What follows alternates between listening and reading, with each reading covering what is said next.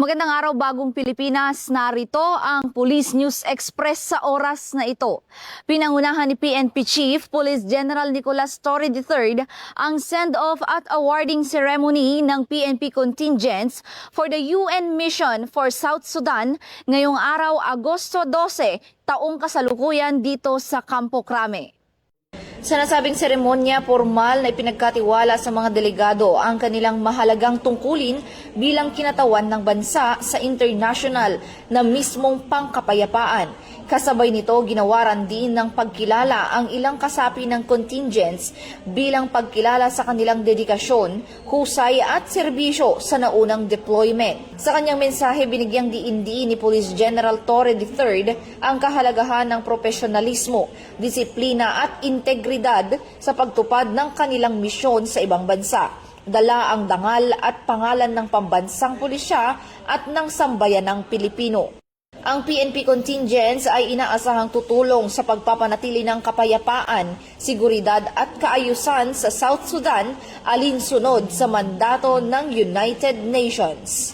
Kasamahan po namin sa Philippine National Police, isa lang po ang kung ano yung ginagawa natin as police officer sa Philippine National Police, yung pag-iimbestiga, paggagawa ng mga reports, yung mga basic po, yun lang po ang tandaan natin na alam ko po na kayang-kaya niyo po maging United Nations Police. Bilang representante ng mga kababaihan po sa ating PNP contingent doon po sa ating United Nations Mission sa South Sudan, ako po ay nagpapasalamat sa ating organisasyon at kami po ay napili na pabilang po dito sa may papatala po sa South Sudan. Ay mga kababaihan po na kasama po natin dito ay sigurado pong magbibigay po ng tulong doon sa ating mga kasamahan din sa South Sudan. May share po natin, may ipapamahagi kung ano man po ang kaalaman natin na pwedeng tumulong din po para po maipaangat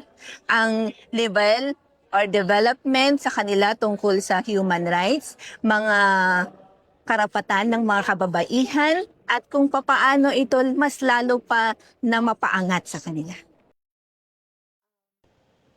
Mula rito sa Campo Crame, ako ang inyong PNN correspondent, Patrol Woman Fe Marie Octaviano, alagad ng batas, tagataguyod ng Balitang Pulis.